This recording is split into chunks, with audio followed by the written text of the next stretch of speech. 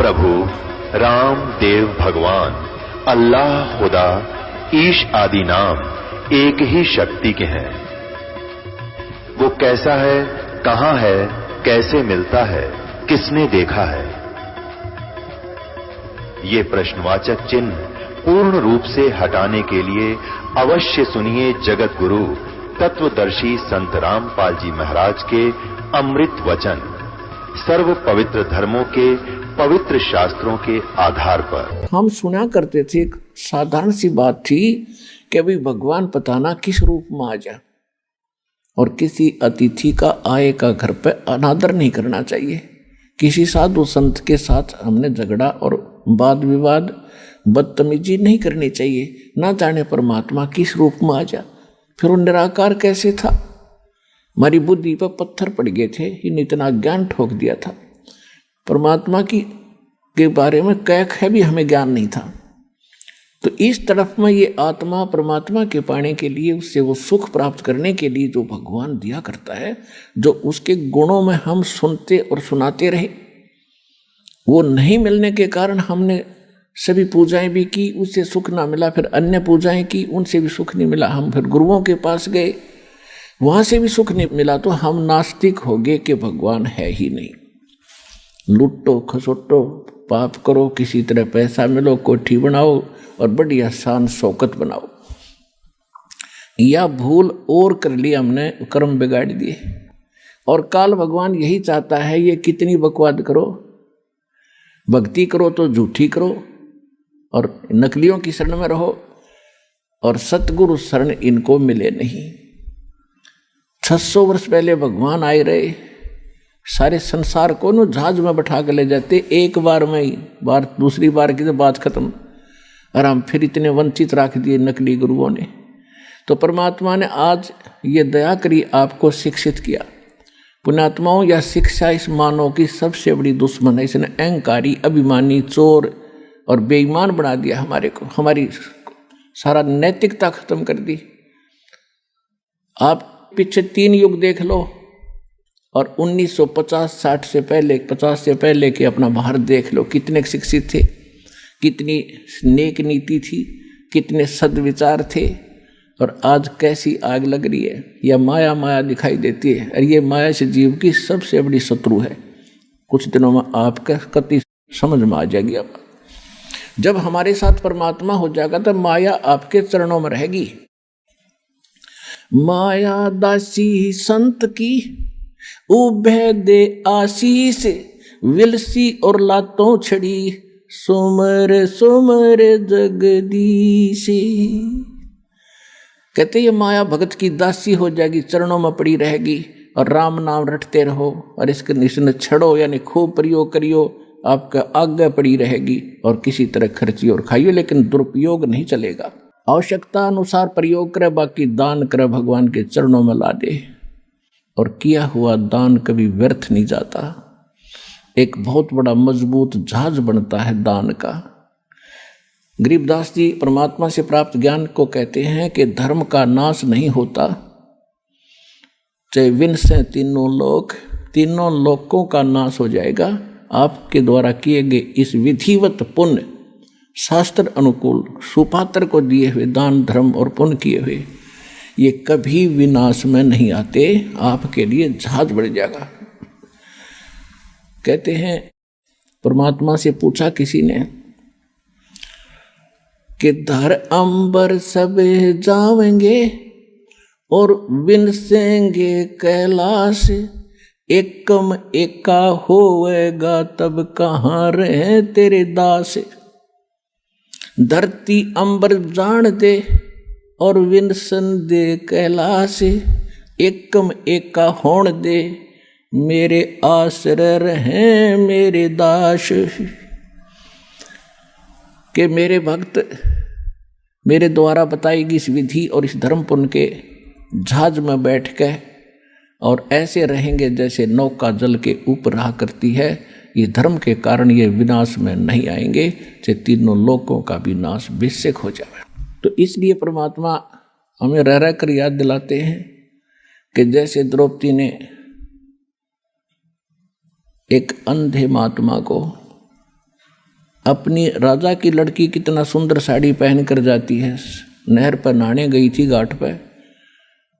परमात्मा अपने बच्चों को कैसे उभारते हैं, उनको मालूम है इनके ऊपर आने वाले जीवन में कितना कष्ट होगा।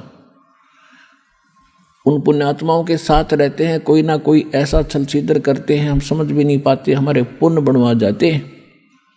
वहाँ एक अंधे महात्मा का रूप बना कर दरिया में खड़े हो गए और एक तन पर एक लंगोट था, बाकी कपड़ा था नहीं।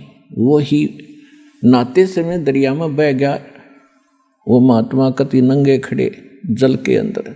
उधर से लड़कियों की आवाज़ आई स्नान करने के लिए। द्रौपदी अपने पिता के घर पर कंवारी थी, स्नान करने के लिए सहेलियों के साथ जा रही थी। शोर हो रहा था। महात्मा ने सोचा, अंधा था, उसने सोचा कि मैं गलत स्थान पर आ गया, यहाँ कोई जनाना घाट है, लेडीज घाट है और बहुत बुरी बनी भाई। अब बाहर निकल नहीं सकता, कोई कॉपिन और नहीं, कोई कपड़ा लंगोट नहीं। उधर से द्रौपदी ने देखा कि महात्मा स्नान कर रहे हैं, जो उनके नहाने वाले स्थान से घाट से जिधर पानी बह रहा था डाउन स्ट्रीम में 100-150 फुट की दूरी पर संत स्नान कर रहे थे। अब कहते हैं साधु दर्शन राम का और मुख पर बसे सुहाग। बोलेंगे भगवान की चर्चा करते हैं और दर्श उन्हीं को होते जिनके पूर्ण भाग। कबीरा दर्शन राम का, परमात्मा आवे याद और लेखे में वो समय बाकी का समय बर्बाद है। तो लड़की ने सोचा था कि महात्मा से चर्चा सुनूंगी, फिर उसने सोचा कि नहा रहे हैं, नहा लेने दो, तब तक मैं भी स्नान कर लेती हूँ। उन्होंने स्नान सुनून करके बाहर निकली, साड़ी बांध ली पहले वाली, नहा कर ताजी साड़ी बांध कर लड़की खड़ी हुई। उसने देखा महात्मा तो अभी भी जल के अंदर है, नहा नहीं रहा है, ये कुछ चीज खोज रहा है। फिर अपनी दिव्य दृष्टि से देखा लड़की ने कि बाहर कोई कपड़ा नहीं, महात्मा निवस्त्र है और शर्म के मारे ये बाहर नहीं आ रहा है। और ये महात्मा शर्मिंदा होकर के सारा दिन इसमें खड़ा रहेगा, जल में बाहर आ नहीं सकेगा। तो लड़की ने अपनी साड़ी में, राजा की लड़की कितनी कीमती साड़ी पहनती है अंडरस्टूड है, और उसने ये भी इंतजार नहीं किया द्रौपदी ने कि किसी नौकरानी से कह दूं कि डाल दे कोई कपड़ा चुंदड़ी, नहीं, क्योंकि विवेक नाम इसी का होता है। उसको पता था कि मैं रोटी खाऊंगी तो मेरा पेट भरेगा, मैं अपने हाथ से दान दूंगी तो मुझे मिलेगा। तो उसी समय उसने अपनी ही साड़ी में एक 8-9 इंच का एक गठ, एक बिलात ऐसे कपड़ा फाड़ा और महात्मा के लिए जल में छोड़ दिया दूर से। सोचा इसके हाथ लग जाएगा, ये बांध लेगा, फिर बाहर आएगा। अब वो अंधा था, दिखाई दे नहीं था, वो साड़ी का टुकड़ा साइड से निकल गया और वो ऐसे हाथ मार रहा था, ऐसे ढूंढ रहा था। लड़की ने दूसरा कपड़ा फाड़ के फिर डाल दिया, इतना ही साड़ी में से। फिर और टुकड़ा फाड़ा, एक लीर, एक छोटा सा टुकड़ा फाड़ के डाल दिया। ऐसे 7-8, ये देखो 2 कितनी होगी, 1.5 फुट, ऐसे 7-8 कॉपीन पाड़ कर डाल दी, लेकिन संत का हाथ लगे नहीं क्योंकि उसको दिखा नहीं था। अब लड़की ने दूर इसलिए खड़ी थी कि संत जी को पता लग गया कि लड़की है, कहीं यूँ आगे न ना सरक जा, आगे दरिया बहुत गहरी है, महात्मा डूब जाएगा, मुझे पाप लगेगा। वह बोलने नहीं थी। उसने सोचा एक बड़ी लंबी सी लकड़ी लाई उठा के और उसका एक और पाड़ के एक पिलांत की, यानी 8-9 इंच कपड़ा उसका लपेट के और महात्मा जहाँ से कर रहा था उसके आसपास कर दिया। उसके हाथ लगा, लगते उसने पकड़ा और क्या देखा उसमें, हाथ होते, क्योंकि अंधे की आंखें हाथ होती हैं। उसने देखा ये वैसे बहकर आया हुआ कपड़ा नहीं है, ये किसी बेटी ने रहम किया है, अपनी विशेष साड़ी पाड़ कर मुझे दिया। तब कहते हैं साधु ने आशीष दिया, आशीर्वाद दिया कि बेटी आज तूने मेरा पर्दा रखा है, मेरी इज्जत रखी है। भगवान तेरा पर्दा राखे, तेरी इज्जत राखे, तेने गणाए दे। कहते हैं साधु बोला सहज सुबह और जो चाहे सो कर दे। अब लड़की उस समय तो आ गई, क्योंकि परमार्थी प्राणी घना इस चीज के बारे में नहीं सोचा करते, क्योंकि वो राजा की लड़की, उसको सुख तो सारा था ही। वह सोचा मुझे तो सब कुछ प्राप्त है, बड़ी अच्छी बात है, संत तो आशीर्वाद दिया ही करते हैं, लेकिन वो आशीर्वाद ऐसे वैसे नहीं था। अब फिर वो लड़की का विवाह हुआ अर्जुन के साथ, कौरव में आपस में जुए में वो हार गए, द्रौपदी भी को भी जिता दिया। तब दुशासन ने सरेआम सभा के अंदर द्रौपदी की इज्जत लूटनी चाहिए, उसको बेइज्जत करना चाहा, नंगा करने के लिए। और वहां पर कौन बैठे थे? भीष्म पितामह, द्रोणाचार्य, कर्ण आदि तीन तो ऐसी हस्ती बैठी थी जो विशेष आदरणीय थी उन पूरे कौरव और पांडवों के लिए। एक विदुर थे, उनके चाचा, पांडवों के, कौरवों के चाचा विदुर थे। और भी बहुत से लोग बैठे थे, सभासद बैठे थे। दुर्योधन ने दुशासन से कहा कि हम अंधे हैं, अंधों की संतान हैं, क्योंकि द्रौपदी ने एक दिन व्यंग कर दिया था दुर्योधन के ऊपर। राजा युधिष्ठिर ने शीशे का महल बनवाया था और दुशासन को आमंत्रित किया था सभी को कि आइयो हमने मकान बनाया, भोजन पाइयो। दुशासन की टक्कर लगी, शीशे में दिखा को, वो गिर गया। द्रौपदी खड़ी होकर हंस रही थी और कहने लगी अंधों के अंधे ही पैदा होते हैं। वैसे इस तरह की बकवाद हमने देखो शिक्षा इनसे ये लेनी चाहिए कि इस तरह के व्यंग हमने नहीं कसने चाहिए। और फिर भी एक लड़की ने स्वाभाविक देवर भाभी के हिसाब से उसने कह भी दिया था तो के बिजली गिर गई।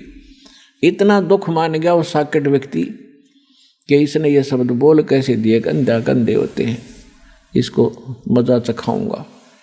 पुण्यात्मा परमात्मा बताते हैं कि सोना सजन और संत ये टूट जुड़े 100 बार, दुर्जन और पाका कलश एक धक दरार। जैसे मटका होता ना गड़ा पक्का, वो एक बार थोड़ी सी क्रैक हो गया तो दोबारा नहीं सेट हो सकता, उसको कितना कुछ कर ले उसमें नारी की नारी वो पहचान रहेगी। ऐसे दुष्ट व्यक्ति एक बार नाराज हो गए वो सेट नहीं होते। और सोना और सजन अच्छी आत्मा और संत भक्त थोड़ी एक बार कवा सुनी हो भी गई तो कभी याद भी नहीं रखते मेरी इसकी कभी लड़ाई हुई थी, ऐसा स्वभाव होता है। जैसे सोने का कोई आभूषण है उसको टुकड़े कर दिए और फिर दोबारा उसको बना दिया जाता है आभूषण, उसकी पहचान भी नहीं रहती, ऐसा मेल खा जाता है। तो दुर्योधन जो था वो पाका कलश था, एक के बात पर इतना दुख मान गया कि नो कर दूंगा वह, तो उसका प्रतिफल लेने के लिए उसने सारा षड्यंत्र रच कर पांडवों से राज भी जीत लिया, द्रौपदी भी जीत ली अटपट करके। अब दुशासन से कहा दुर्योधन ने कि इस द्रौपदी को नंगा करो और मेरे जांग पर बिठा दे नंगी करके। बता, सरेआम सभा में ये पंचायत थी, इस महाभारत इस ग्रंथना पढ़ पढ़ कर हमने आंखें फुड़वा ली। इसमें क्या विचार था?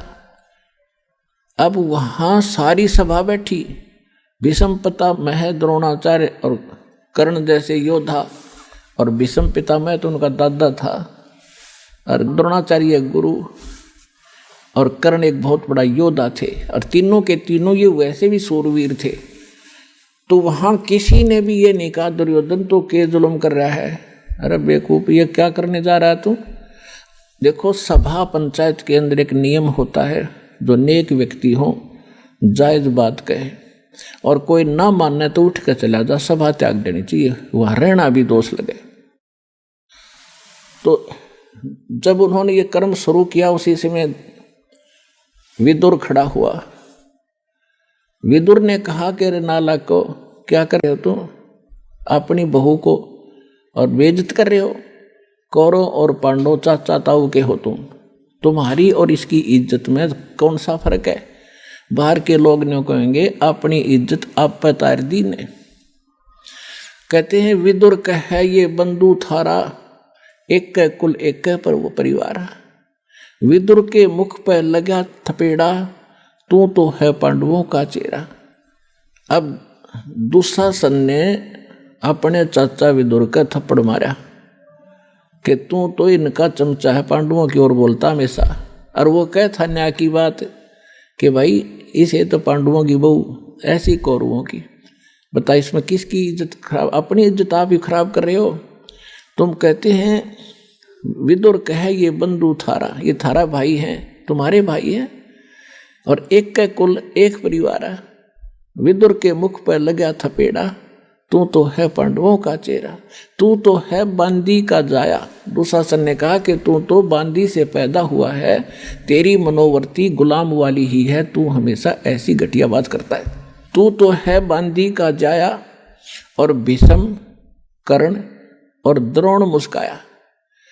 जब दुशासन ने अपने चाचा का थप्पड़ मारा और उसको यूँ कहा कि तू तो है बांदी का जन्मा हुआ गुलाम, तो उस बात पर वह तीनों भीष्म पितामह दादा और द्रोणाचार्य गुरु और कर्ण वो सूरवीर तीनों ने हंसन लगे, मुस्कराए। एक बहुत अच्छी बात कही। अरे बेशर्मो, खड़ा होकर ये कहना चाहिए था, अरे बेवकूफ तूने कैसे अपने चाचा पर हाथ उठा दिया, नकमी आत्माओं। अगर उन तीनों में से एक भी खड़ा होकर ये कह देता खबरदार से लड़की का हाथ लगाया, कौरवों की हिम्मत नहीं थी। लेकिन वो बुद्धि भ्रष्ट थे। जब लड़की को नंगा किया जा रहा सरेआम, और वहां बैठे किस लिए, फिर वो उनमें कितनी गंदी सोच होगी ये सहज हिसाब लगाया जा सकता है। तो यहाँ परमात्मा ने सूक्ष्म वेद के अंदर इन पुराने ग्रंथों का भी जूस निकाला है, निष्कर्ष निकाल कर आपको दिया जा रहा है कि जिन ग्रंथों को तुम पढ़ा करते क्या खाक थे वह। एक जमीन के ऊपर राजपाट पर लड़का मर गए, क्या शिक्षा है इससे बता। वो जमीन यहीं रहेगी, यू लाल किला यही पड़ा है, और वह की तो धक्के खान जाओगे नरक में।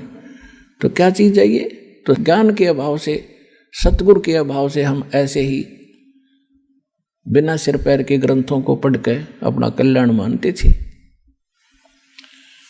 अब क्या होता है कि द्रौपदी ने पहले तो देखा था कि सभा के अंदर मेरे 5 पांडव बैठे, पति और सूरवीर, वो मुझे नंगा होते कैसे देख सकेंगे। लेकिन वो हार चुके थे जुए में, वो बंध गए थे जुबान में, उन्होंने नीची गर्दन कर ली।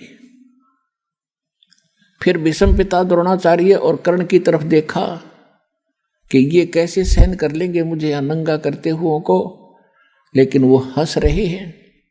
जब विदुर को थप्पड़ मारा और ऐसे वचन कहे, तब वो समझ गई कि ये सभा ठीक नहीं है। और पुण्यात्माओं, जब तक हम संसार से कुछ आशा रखते हैं कि ये मुझे ये लाभ दे देगा, वो मुझे ये सुख देगा, तब तक परमात्मा साथ नहीं देगा। आप तो सीधम सीधा भगवान से जुड़ोगे, चाहे आपका उंगली का चोट लाग जा, नो यही अर्थ है भगवान आप पे करोगे। भले ही तो मीडिया उसका दवाई बने, डॉक्टर बने, लेकिन करेगा भगवान। आपने ऐसा भी देखा होगा, डॉक्टर खूब इंटेलिजेंट है और खूब प्रसिद्ध है, और एक व्यक्ति जाता है उसके इंजेक्शन लगाता है, वो रिएक्शन कर जाता है और डॉक्टर के हाथों में मर जाता है। तो ये दवाई और डॉक्टर नहीं करते, यहाँ संस्कार काम करते हैं। परमात्मा साथ होगा। जैसे आप देखते हैं कई भक्त, मेरे तो लाखों से ऐसे पाला पड़ा है, कहते हैं जी मैं सब दवाइयाँ खा ली, कोई नहीं लगती, खाते हैं तो रिएक्शन करते हैं, खुजली हो जाती है, नाम शुरू करते हैं, आशीर्वाद प्राप्त करते हैं, वही गोलियाँ फिर काम करना शुरू कर जाती हैं। तो संस्कार से सब कुछ होता है। तो तब हम परमात्मा हमें पल पल में साथ देगा। छोटे से छोटा भी दुख और सुख आपको अनुभव करा देगा कि मेरे कारण दुख टला तेरा, जब रोज दिखेगा आपने। तो ऐसे जब द्रौपदी ने देखा कि ये कोई साथ दे नहीं रहे, तब भगवान याद आया। और हम भी ऐसा ही करते हैं। जब हमारे यहाँ के सब रास्ते बंद हो जाते ना, औषधि भी काम नहीं करती, जब हम भगवान याद करें अपने आत्माओं। अब परमात्मा को याद तो सभी करते हैं आपत्ति में, लेकिन किसको राहत मिलती है? या तो उसके पिछले जन्म के पुण्य हो, उनसे भी लाभ दे देता है परमात्मा। और जब पुण्य ही खत्म हो जाएंगे तो बेसिक अर्जी लाए जाइए और बेसिक प्रार्थना करते रहना, कति सुनाई नहीं होगी। अब जैसे द्रौपदी ने वो एक पुण्य किया था और एक महापुरुष का वचन था, वो महापुरुष भी स्वयं परमात्मा ही थे। कहते हैं सोचल छिद्र मैं करूं अपने जन के काज। तो द्रौपदी कभी किसी जन्म में भगवान की शरण में रही हुई है वो आत्मा, और उनके पीछे परमात्मा कहते हैं जो बच्चा गौ की नजर में न्यो साई को संत, और भक्तों के पीछे फिरे वो भगत वत्सल भगवंत। अब द्रौपदी ने जब याद किया, हे भगवान आज इज्जत इस दासी की आपके हाथ में है, आत्मा का साथी है भगवान कबीर साहब और मन का साथी है काल। जब हम मन से कुछ पुकार करते हैं तब तक सुनाई नहीं होती, जब इसकी आत्मा रोती है वो भगवान का अंश है। अब यहाँ से जब द्रौपदी ने पुकार की तो धर्मराज के दरबार में, जो यहाँ का न्यायाधीश अकाउंट रखता है, उसके दरबार में इसकी चीख गई, वहाँ गूंजी बुरी तरह। और धर्मदास ने तुरंत उस नंबर की वह फाइल खोली जिसमें उस आत्मा के कुछ पुण्य और पाप डिपॉजिट थे। देखना चाहा कि इस आत्मा का कोई ऐसा कर्म है जिससे मैं मदद करवा सकता हूं। उसने देखा कि एक संत महात्मा का आशीर्वाद से इसने एक छोटा सा 9 इंच का कपड़ा दान किया हुआ है और उसके आशीर्वाद से तो मैं खूब दे सकता हूं इसको। तो उसी समय वहां से रिफ्लेक्शन किया और श्री कृष्ण जी को वो गुरु रूप में पूजा करती थी, मानती थी। और श्री कृष्ण खेला अपनी पत्नी रुक्मणी के साथ शतरंज घर में महल में बैठा। तो वहां से रिफ्लेक्ट होकर धर्मराज के दरबार से वो पुण्य श्री कृष्ण के अंदर वो शक्ति वो आया। जब वो पास से डाल रहा था श्री कृष्ण, जैसे खेलते हैं ना शतरंज, ऐसे डालते हैं 11 कच्चे 12 पक्के 12 ऐसे। तो उसने पास से डाले थे और एकदम हाथ ऐसे अकड़ गया श्री कृष्ण का और न्यू करने लगा अनंत अनंत अनंत। कृष्ण में भूत सा बढ़ गया। अब रुक्मणी कहने लगी हाथ पकड़ के कि बोल ढंगते बोल, अनंत अनंत क्या कर रहा है, बोल 12 हैं कच्चे 18 हैं क्या है, और ये अनंत क्यों कहा तो मुझे बता। तब परमात्मा ने उसकी दिव्य दृष्टि खोल दी।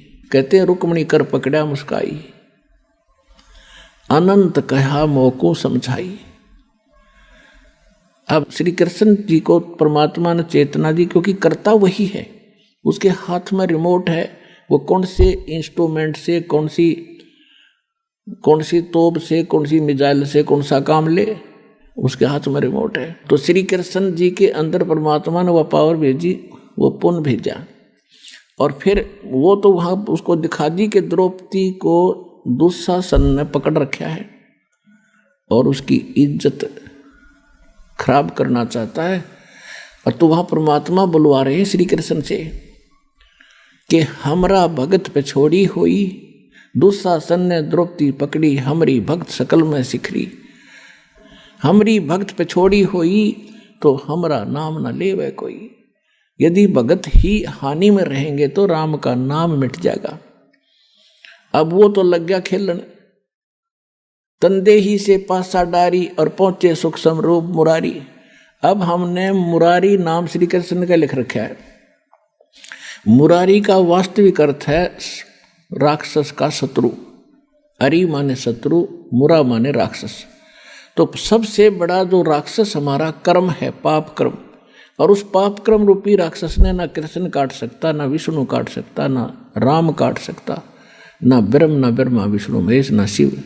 केवल एक परमात्मा कबीर भगवान काट सकता है। तो वो वास्तव में मुरारी है। जैसे वासुदेव श्री कृष्ण को कहते थे, वासुदेव नहीं है श्री कृष्ण। वासुदेव का अर्थ ही कुछ और होता है।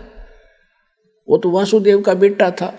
वासुदेव एक व्यक्ति था, लेकिन वेदों में वासुदेव परमात्मा का अलंकृत नाम है, उपमात्मक नाम है, जिसकी प्रभुता सबके ऊपर हो, जिसका वास सब जगह हो, उसको वासुदेव कहते हैं। तो ऐसे ही मुरारी। तो यहाँ गरीबदास जी की वाणी को समझने के लिए इस दास के इसलिए आवश्यकता पड़ी परमात्मा ने ये बुद्धि दी। तो कह रहे हैं गरीबदास जी के रुक्मणी कर्म पकड़ा मुस्काई अनंत कहा मोह को समझाई। क्या कहते हैं श्री कृष्ण जी से अंदर से आवाज आ रही है कि दुशासन ने द्रौपदी पकड़ी और हमारी भक्ति सकल में सिखरी, और जब हमारी भक्त पे छोड़ी हुई हार में आगे हमारा भक्त तो हमारा नाम न लेवे कोई। तंदे ही से पासा डारी, श्री कृष्ण तो वहाँ खेल रहा है और पहुँचे सतलोक से आके सूक्ष्म रूप मुरारी, और खेचत खेचत खेच कसीसा सर पर बैठे हैं जगदीशा। अब ये लीला क्यों करी कि न्यू बिना पता ना लागो भगवान ने मदद करी है द्रौपदी की। तो जिस कारण से सब लीला परमात्मा करके इस युग तक इस समय तक परमात्मा में आपकी आस्था बना के लाए हैं, और उस कृष्ण और द्रौपदी की इस कथा ने हम आज तक सुनते और सुनाते रहे। लेकिन आपके आज तक कदे हुई ऐसी लीला जो द्रौपदी के साथ हुई थी, इस दास के साथ हुई और इस सब के साथ हो रही है जब सच्चे भगवान से हम जुड़ गए।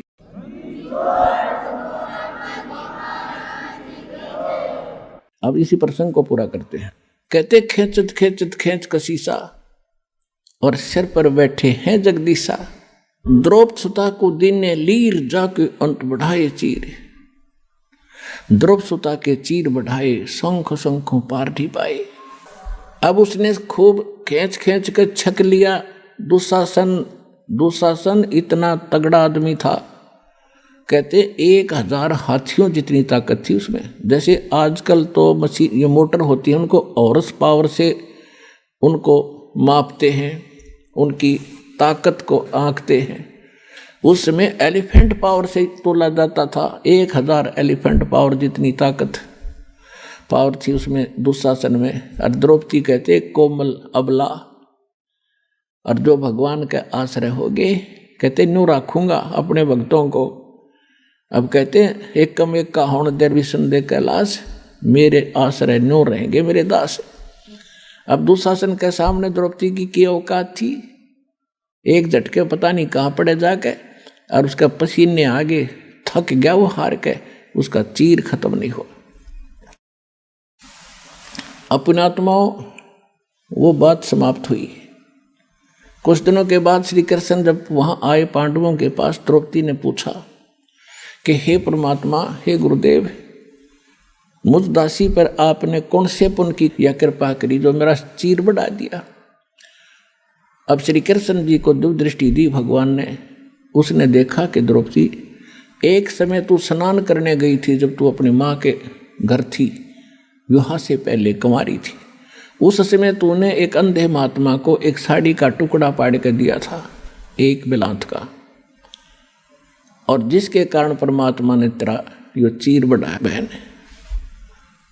अब द्रौपदी का फिर वो रिमाइंड हुआ पिछली बात को, अच्छा हे भगवान, अब थोड़ी थोड़ी याद आती है मुझे कि सचमुच। अब क्या कहती है द्रौपदी कि एक लीर के कारण, यानी 3 फुट बाई 9 इंच के कपड़े के कारण, और मेरे बढ़ गए चीर अपार। और जब मैं पहले समझ लेती उस संत को तो सर्वस देती वार। ओए होए होए।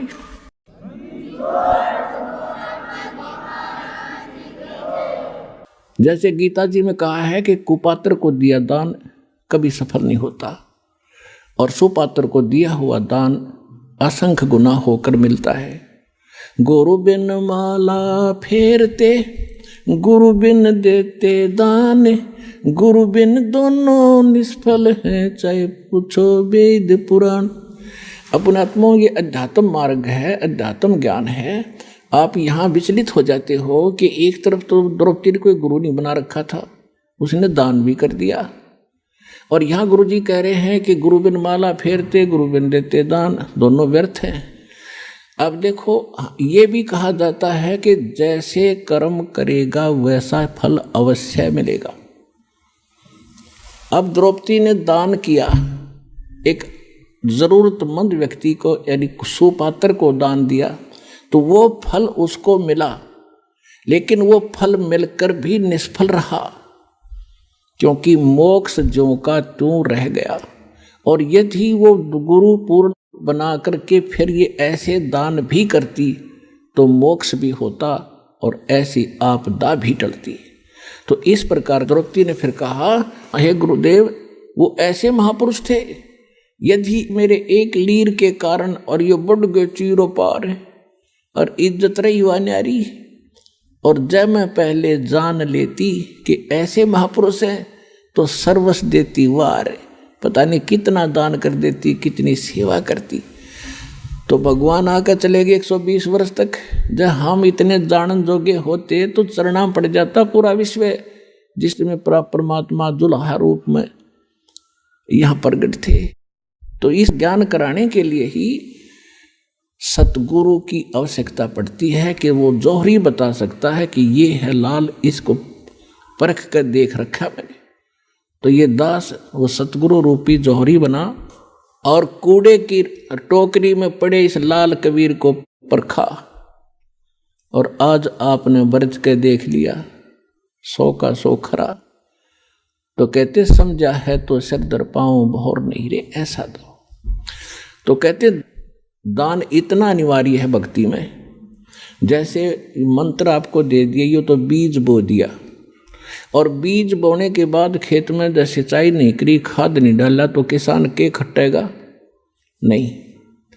इस प्रकार नाम लेकर के आप दान की हिम्मत करके देखो, क्योंकि यहाँ तो खुली किताब है, पर आप दोगे भगवान के नाम, और भगवान फिर अपने बच्चों के लिए कहीं खर्च करे उसको, तो फिर उसका कई गुना फल मिलता है। और ये दान आपको इतना लाभ देगा आप सोच भी नहीं सकते। पहले आप दान करते थे, पता नहीं कहीं दान भी कर देते थे, वो आपको मिलता अवश्य, मनमाने कुत्ता बन जाते।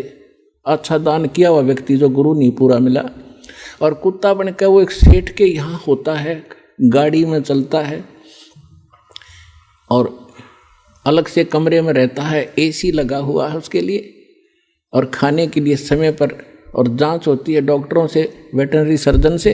उसका ड्राइवर आदमी होता है और कुत्ता मालिक की सीट पर बैठकर चल रहा होता है। तो उस पुण्यकर्मी प्राणी ने किसी जन्म जन्मांतर में खूब दान किए, भंडारे दिए, कांबड़ बांटे, सारा कुछ किया, लेकिन गुरु ना मिला पूरा। गुरु ना मिलने से उसको किया हुआ तो मिला, लेकिन कुत्ते की जोनी में मिला। यदि वो शास्त्र अनुकूल साधना और गुरु के अनुसार पूरे संत के माध्यम से ये सभी कुछ करता तो मनुष्य जीवन मिलता, और न्यायकार कोठी सुविधा मिलती, और मनुष्य जीवन में फिर कभी ना कभी भगवान और सतगुरु मिल ही जाते। अब कुत्ते की योनि में उसने सारी सुविधा ले ली, फिर बन गया सुअर या गधा, बताओ उसने फिर क्या सुविधा मिलेगी।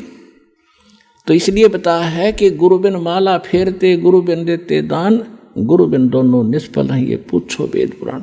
फिर ये भी सत्य कर दिया कि जो किया हुआ ऐसा तो मिलेगा ही मिलेगा, लेकिन उस मिलने का कोई औचित्य नहीं। वो मिलो चाहे ना मिलो, जब तक मोक्ष नहीं हुआ और आपका यहाँ से पीछा नहीं छूटा तो वो दान भी व्यर्थ है। तो आज आपको वो सतगुरु और वो स्थान मिल गया। अब कहते समझा है तो सिर दर पाओ बहुर नहीं रे ऐसा था। ये संसार समझदा ना ही कहंदा श्याम दोपहरे नू, गरीबदास ये वक्त जाते रोगे इस पैरे नू। जो यहाँ नहीं आएगा सतलोक आसन बरवाला जिला हिसार से उपदेश नहीं लेगा दास से, तो ऐसे पछताएंगे बाद में। जैसे कुत्ता, वो प्राणी मनुष्य जीवन को छोड़कर कुत्ते की योनि में जाकर रात ने ऊपर ने मुँह कर रोया करे, एक आधी बज उसका याद आया करे वो बातें, ओ एक बहुत बुरी बड़ी बाई। तो उस समय कुछ नहीं बनेगा। अब समय पर संभालो। परमात्मा समझाया करते थे, काशी करवत लेत हैं ये आण कटावे शीशे, बन बन भटका खात हैं यो मिले नहीं जगदीश। यानी जो साधनाएं आप कर रहे हो और सैक्रिफाइस भी कर रहे हो, हमारे धर्म गुरुओं ने ज्ञान था नहीं, रोजी रोटी के लिए ये संस्कृत पढ़ा करते, अच्छा धन कमाने के लिए शिक्षा ग्रहण करते थे ब्राह्मणों के लड़के। और ये पता लग जाता ये काशी विद्यापीठ से पढ़ कर आ रहा है, तो उस आसपास की जनता उससे के पीछे हो जाया करती थी, और उनका उद्देश्य केवल मनी मेक था। तो पहले काशी के अंदर विशेषकर जो ज़्यादा पैसे वाले व्यक्ति धार्मिक हिंदू होते थे, ये ब्राह्मण लोग उन्हीं को ज़्यादा कैच करया करते। तो उनमें क्या था कि उन्होंने एक रूमर फैला दी कि भाई जो काशी में मरेगा वो तो जाएगा स्वर्ग में। और फिर एक उन्होंने बताया कि जो मगहर एक स्थान है उत्तर प्रदेश गोरखपुर के पास, उत्तर प्रदेश में गोरखपुर शहर के पास, अब उसका संत कबीर, जिला संत कबीर नाम रख दिया उस क्षेत्र का। तो वो मगहर एक स्थान है, आज भी है। वहाँ का राजा था बिजली खां पठान। वो परमात्मा का शेष हुआ था। कैसे हुआ था कि वहाँ अकाल गिर गया था मगहर क्षेत्र में, उसकी राज्य में, और सारे जंतर मंतर करवा लिए थे, हाहाकार मच गई थी। तब किसी ने बताया था कि कबीर नाम के एक महापुरुष काशी में रहते हैं। काशी का राजा वीरदेव सिंह बघेल भी परमात्मा का शेष था। उसके मगहर के जो राजा थे बिजली खां पठान, वो बिजली खां पठान ने पता लगने के बाद परमात्मा को प्रार्थना करके अपने घर लाए थे मगहर में। तो परमात्मा के आशीर्वाद मात्र से वहाँ इतनी गजब की वर्षा हो गई थी, सारा पानी पानी भर दिया था। लंबी कथा पहले फिर कभी सुनाएंगे। अब ये सिर्फ एक जो आज विषय सत्संग का कुछ अन्य है, जिससे प्रभावित होकर के वो मगहर के सभी हिंदू, और उसमें 50-50 हिंदू और मुसलमान है मगहर नगर में। एक कस्बा सा है मगहर, जैसे बरवाड़े से भी छोटा, तो उसमें और छोटा गांव सा था। तो उसमें 50-50 हिंदू और मुसलमान हैं, सारे के सारे परमात्मा के शेष हो गए, क्योंकि सारे मरे थे, तड़फे थे, कति एक एक दिन गणे थे, घास फूस खाकर जीवन व्यतीत कर रहे थे। तो सब ने परमात्मा की दीक्षा ली। बिजली खां पठान ने भी मस्तक टेक दिया। और वहाँ कहते हैं मुसलमान, एक मुसलमान था, उसके संतान नहीं थी, 60 से ऊपर उम्र होगी थी दोनों की। तब परमात्मा से अर्ज करी थी, परमात्मा ने आशीर्वाद दे दिया था, बेटा यह भी समस्या तेरी हल हो जाएगी। 10वें महीने लड़का हो गया। उसका आज पूरा मोहल्ला बना हुआ है, पूरा सैकड़ों घर। उसका नाम रखा हुआ मगहर में मोहल्ला कबीर करम। मोहल्ला कबीर करम, यानी करम माने कृपा, रहम। कबीर परमात्मा की रहमत का प्रसाद रूपी यो मोहल्ला, ये सारे उसके आशीर्वाद से हम आज विद्यमान हैं। हम गए थे वहाँ पर, हम वहाँ गए थे, अब 2-3 बार देख कर आए, संगत को भी लेकर गए, ताकि आने वाले समय में वो प्रत्यक्ष दृष्टा मेरे साथ गए थे भक्त, अपने भाई बहनों को विश्वास दिलाएंगे कि सचमुच ऐसा है, हम देख कर आए थे। तो वो बिजली खां पठान उनका शेष हो गया। और काशी के जो पंडित जी थे, इन ब्राह्मणों ने एक अफवाह फैला रखी थी कि जो मगहर मरेगा वो गधा बनेगा, क्योंकि उस मगहर की पृथ्वी को भगवान शंकर जी ने श्राप दे रखा है। वहाँ जो मरेगा वो गधे की जुन्नी में जाएगा। और साथ में उस मगहर के साथ से एक दरिया बहा करती थी, उसका आमी नदी नाम था। अब भी है वो दरिया, अब भी है, लेकिन वो सूखी है, थोड़ा पानी चलता उसमें। तो वह कति सूख गई थी। कहते हैं भगवान शिव ने उसको श्राप दे दिया, उसका पानी खत्म कर दिया। ठीक है, अब वो सूखी पड़ी थी। उस मगहर के नीचे का पानी खराब है, वहाँ नहीं था उस समय। तो ये समस्या उनको बनी रहती थी। उधर से परमात्मा कहा करते थे कि भाई जो आपके धर्मगुरु कह रहे हैं कि जो मगहर मरेगा वो गधा बनेगा और नरक में जाएगा, और जो काशी में शरीर छोड़ेगा वो स्वर्ग में जाएगा। परमात्मा कहा करते थे कि भाई पुण्य करने वाला और पूरे गुरु से जो मंत्र लेकर शास्त्र अनुकूल साधना करने वाला, वो कहीं पर भी मरो वो अपने उस इष्ट धाम में जाएगा। ये आपको भ्रमित कर रहे हैं, झूठ बोल रहे हैं तुम्हारे गुरुजी। तो वहाँ क्या करते थे, काशी के अंदर इस बात को सिरोधार्य करके हमारे पूर्वजों ने, समझदार व्यक्तियों ने ये सोचा कि भाई मरना तो है, वृद्ध हो गए और क्यों ना हम काशी में चले जावा, काशी क्षेत्र में, बनारस में, और वहाँ मृत्यु हो जाए तो स्वर्ग तो चले जाएंगे। तो उन्होंने अपने बच्चों से कहा कि बेटा हम वृद्ध हो गए, हमारी व्यवस्था कर दो, हम वहाँ रह लें धर्मशाला वगैरह में, और कभी भी प्राण छूट जाएंगे हम स्वर्ग तो चले जाएंगे। तो माता पिता के लिए बच्चे कुछ भी करने को तैयार होते हैं। उनको मालूम है कि इन्होंने तुम्हें कैसे पाला पोसा है, और ये 2 वर्ष 4 वर्ष के हैं, इनको वहाँ छोड़ दिया। धर्मशालाओं में रहने लग गए, फिर उन धर्मगुरुओं से कथाएं सुनते तो वहाँ रहने लगे। तो उन धर्मगुरुओं ने एक स्कीम बनाई कि भी अपने अपने क्षेत्र के व्यक्तियों को तुम अपने घर रख लो, इनको वहाँ क्या करेंगे, इनका जो वहाँ खर्चा होता है वो खर्चा हम ले लेंगे, और ये हमारे यहाँ कथा भी सुनते रहेंगे। 2-4 आदमियों की रोटी बनती है, 2 ये भी खा लिया करेंगे। तो उन्होंने ऐसा उन बुजुर्गों के बच्चों से कहा कि भाई तुम इन अपने माता पिता को हमारे घर छोड़ दो, अपने अपने धर्मगुरुओं के पास छोड़ दिया, और जो दान दक्षिणा आप देना हमें देते रहना। तो उन्होंने तो खुश हो गए, भाई ठीक है, रोज कथा सुना करेंगे, गुरु जी के दर्शन करेंगे। तो उन्होंने उन धर्मगुरुओं ने यो सरदर्द मोल ले लिया। अब एक धर्मगुरु के उस मकान में 50-50 बुढ़े बुढ़िया बैठ गया आके लालच में। अब घर में बूढ़ा बुढ़िया को एक का संभालना मुश्किल हो जाता है, मतलब ये बस की बात नहीं है। उस अतिथि में एक ही बुजुर्ग को संभालना कठिन होता है, और उन्होंने 10-10 20-20 इकट्ठे कर लिए।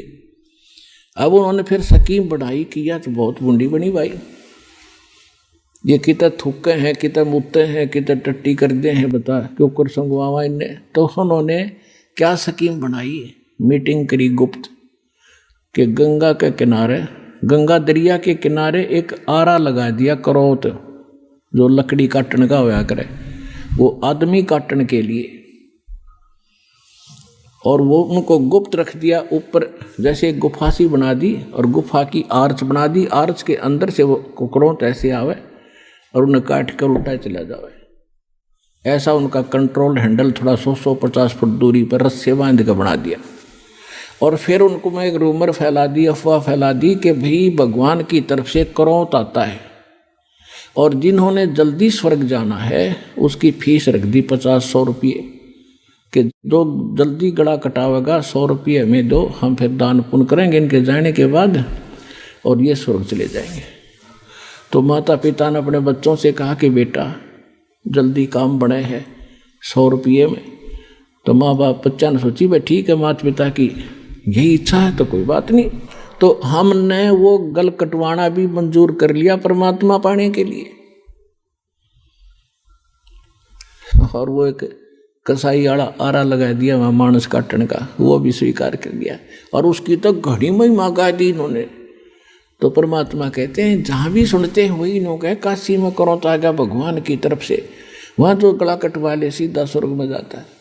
परमात्मा कहा करते ये थरे गुरु धर्मगुरु क्यों ना कटवाते अपना गला, ये क्या करेंगे जब स्वर्ग में सीधे ये जाओ है तो यहाँ पीछे टिंडे लेंगे, स्वर्ग में सारा सुख है, ये आड़े काम का धोती दो दुनिया की। तो कहा करते ये झूठ बोल रहे भाई सारी। फिर भी परमात्मा दूसरे तरीके से समझाते हैं, काशी क्रोत लेते हैं वहाँ जा कटावे शीशे, और बन बन भटका खाते हैं भाई ऐसे नहीं मिले जगदीशे।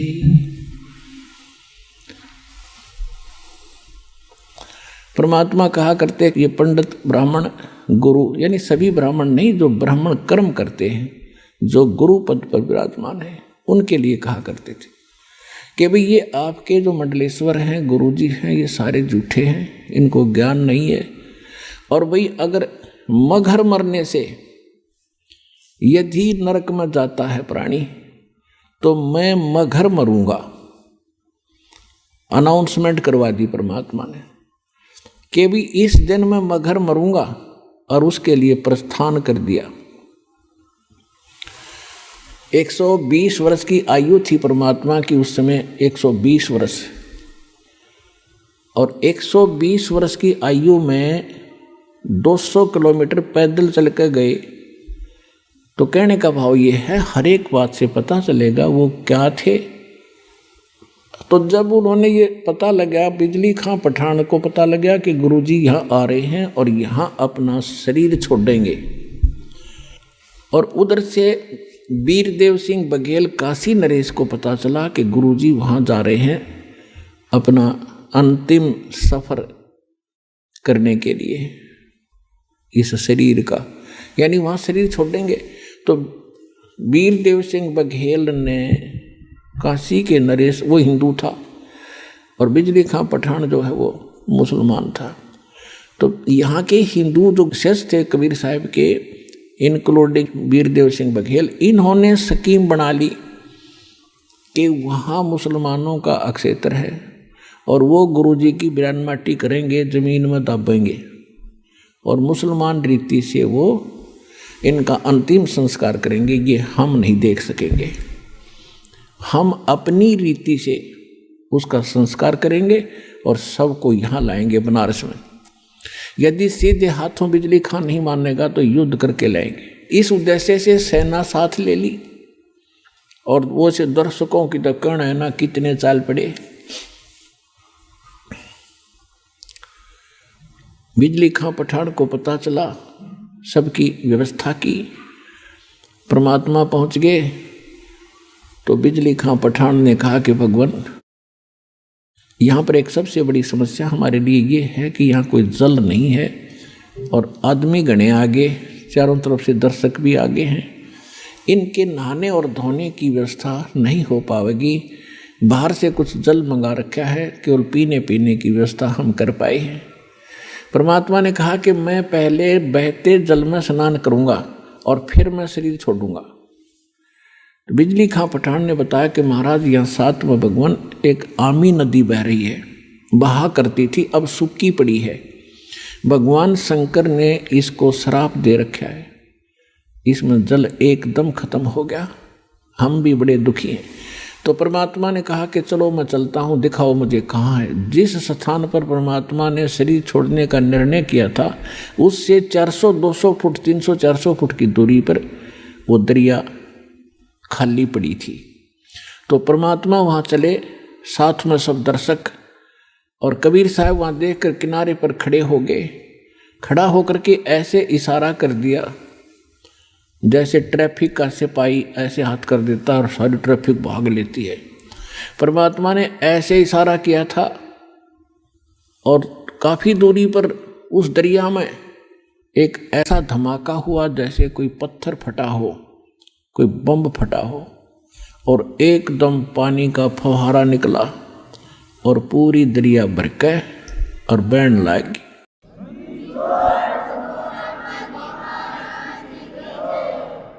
ऐसा निर्मल जल सतलोक से भेजा भगवान ने। वो तो बहाना था, खुड़के दुड़के गाते। तो फिर सब ने स्नान किया और नहाए धोए।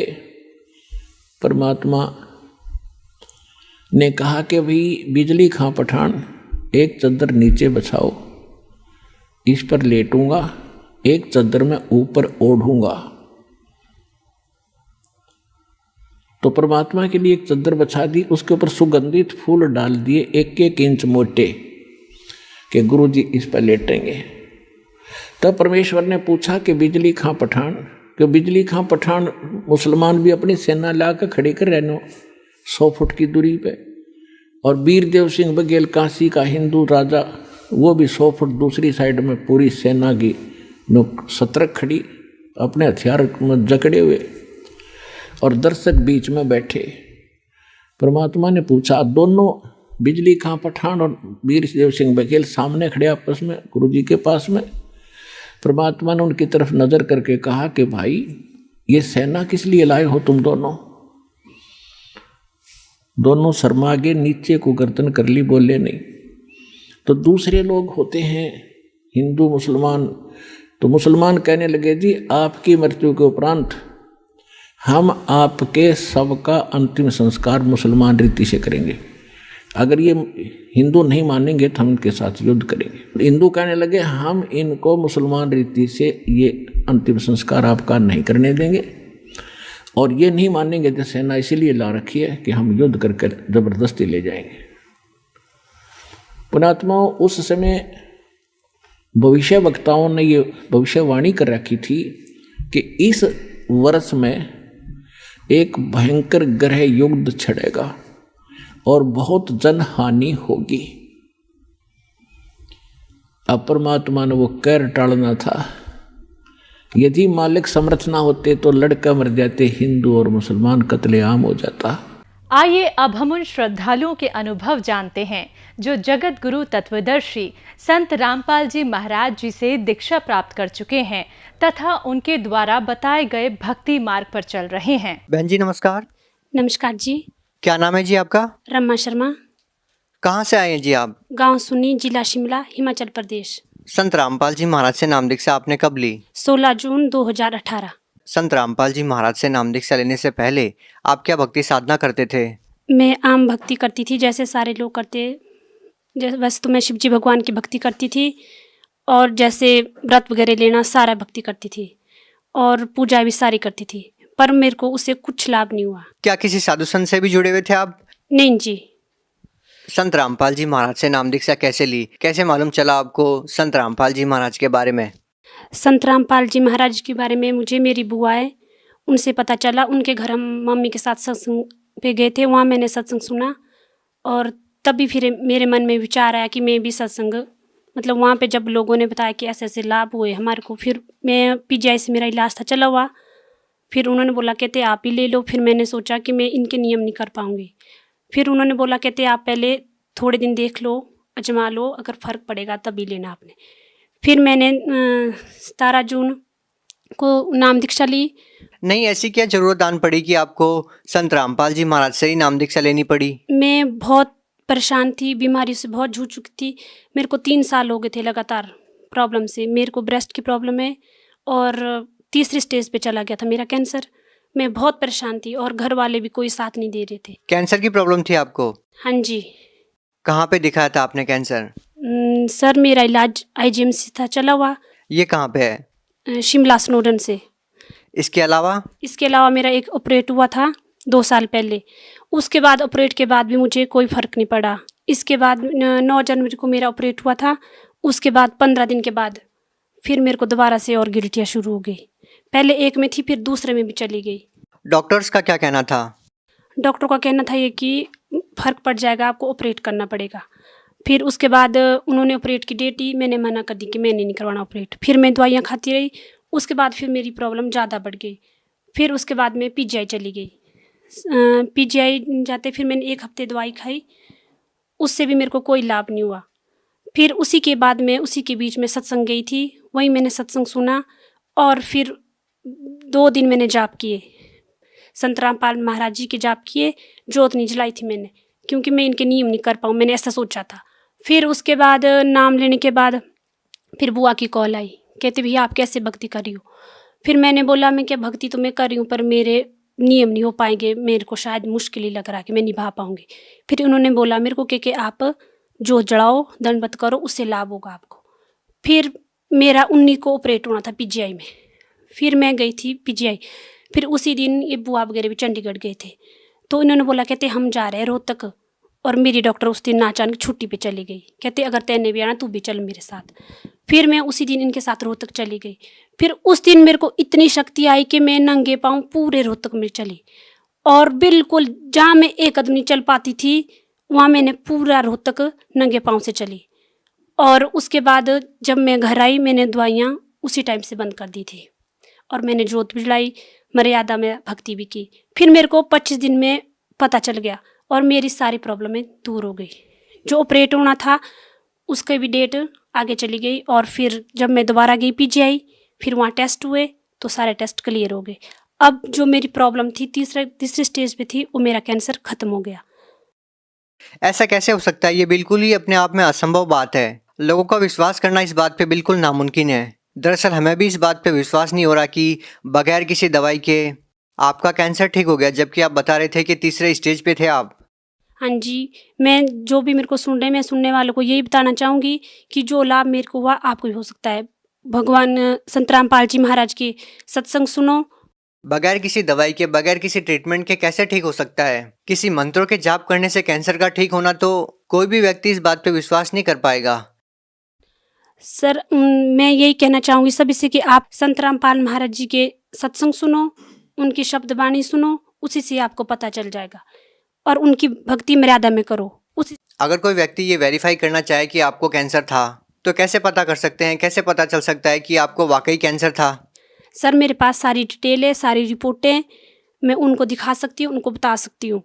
सर ये मेरी अल्ट्रासाउंड की रिपोर्ट है, जो मेरा पेट का अल्ट्रासाउंड हुआ था। मेरे पेट में बहुत बड़ी प्रॉब्लम थी और संत रामपाल जी महाराज की शरण में जाके मेरी ये प्रॉब्लम सॉल्व हुई है। उसके बाद मेरे जो ब्रेस्ट में प्रॉब्लम थी 3 साल से चली हुई, ये उसकी क्लियरेंस की रिपोर्ट है, ये उसका अल्ट्रासाउंड है। इसमें मेरे सारे टेस्ट है, जो भी मेरे टेस्ट हुए इसकी सारी रिपोर्ट है, ये सारे ठीक है और मेरा शरीर अब बिल्कुल ठीक है। मैं सभी सुनने वालों को यही संदेश देना चाहूँगी कि आप एक बार संत रामपाल जी का सत्संग सुनो और उनकी ज्ञान गंगा पुस्तक पढ़ो और जीने की राह पढ़ो, उससे आपको खुद ही अनुभव हो जाएगा। उन डॉक्टर से मिल सकते हैं हम? क्या किसी डॉक्टर का नाम याद है आपको? हाँ जी, पहले मेरा शुरू से डॉक्टर बनर्जी से इलाज चला हुआ था रिपन में, फिर उसके बाद IGMC, फिर PGI में डॉक्टर दिव्या में मेरे डॉक्टर थे, वहीं से मेरा इलाज चला हुआ था। पर अब मेरी सारी दवाइयाँ 7 महीने से सब कुछ बंद है और मैं बिल्कुल ठीक हूँ। मैम डॉक्टर्स का क्या कहना था जब उन्होंने दोबारा टेस्ट किया तो? उनका ये रिएक्शन था कि ये तो चमत्कार हो गया, ऐसे कैसे हो सकता है। हालांकि मैंने उनको ये बोला कि मैंने दवाई कंटिन्यू खाई है सर, बाकी मैंने कुछ नहीं बोला। आपने डॉक्टरों को झूठ बोला कि आपने दवाइयाँ खाई है, लेकिन आपने कोई भी दवाइयाँ नहीं खाई थी।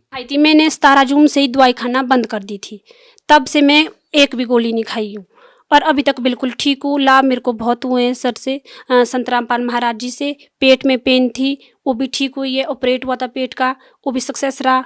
उसके बाद मेरा जो दूसरा ऑपरेशन होना था ब्रेस्ट का, वो भी नहीं हुआ। क्या आपको ये भी लगता है कि संत रामपाल जी महाराज जी की शरण में आप नहीं जाते और किसी दूसरे संत की शरण में जाते तो भी आप ठीक हो सकते थे? नहीं, मैं कभी ठीक नहीं हो सकती थी, क्योंकि मैंने बहुत पूजाएं की, बहुत जादू टोना बहुत था, उसका निवारण भी किया, बहुत कर्जा किया हुआ लोगों से इसी के लिए ताकि मैं ठीक हो सकूं, पर मेरे को कहीं से लाभ नहीं मिला। संत रामपाल जी की शरण जाने से मेरा परिवार, मेरा शरीर सब कुछ ठीक है, मेरे बच्चे सब कुछ ठीक है। नहीं तो मेरे घर में रोज लड़ाइयाँ झगड़े और मैं रोज कभी कहाँ दर्द, उन सब से मेरे को छुटकारा मिला। मैं सभी सुनने वालों को यही संदेश देना चाहूँगी कि आप संत रामपाल जी की शरण में जाओ, उनके जो नीचे पट्टी आती है वहाँ पे नाम पढ़ो, फ़ोन नंबर लो, ज्ञान गंगा पुस्तक लो, जीने की राह लो, उसमें पढ़ो, उसी से आपको खुद पता चल जाएगा। देखिए बहुत सारे ऐसे लोग हैं जो कैंसर से पीड़ित हैं और वो लाखों रुपए पानी की तरह बहाते हैं, लेकिन फिर भी उनका इलाज नहीं हो पाता, ठीक नहीं हो पाते हैं वो। लेकिन आपको तो केवल मंत्र जाप करने से लाभ मिल गया। आप उन लोगों को क्या कहना चाहेंगे जो लोग अभी भी कैंसर से पीड़ित हैं? मैं उन लोगों को ये संदेश देना चाहूँगी कि आप सच्ची भक्ति करो, सत्संग सुनो, गुरुजी संत रामपाल जी महाराज के शब्द वाणी सुनो, उसी से आपको लाभ हो जाएगा। मैंने भी 2 दिन सच्चे मन से शब्द उच्चारण किया था, मंत्र जाप किया, उसी से मेरे को 25 दिन में लाभ मिला।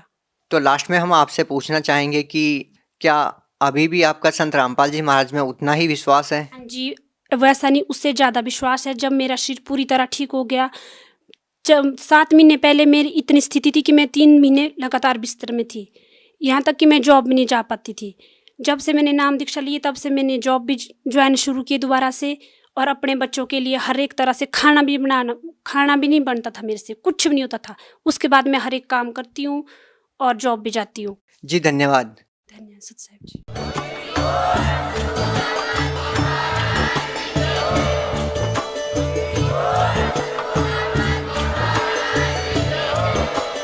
आप सुन रहे थे जगत गुरु तत्वदर्शी संत रामपाल जी महाराज जी के मंगल प्रवचन। अधिक जानकारी के लिए विजिट कीजिए हमारी वेबसाइट www.jagatgururampalji.org। संत रामपाल जी महाराज जी के शुभ आशीर्वाद से पूरे विश्व भर में 500 से भी ज्यादा नाम दीक्षा केंद्र हैं, जिन पर संत रामपाल जी महाराज जी द्वारा ऑनलाइन निशुल्क नाम दीक्षा दी जा रही है। अपने नजदीकी नाम दीक्षा केंद्र का पता करने के लिए संपर्क करें 82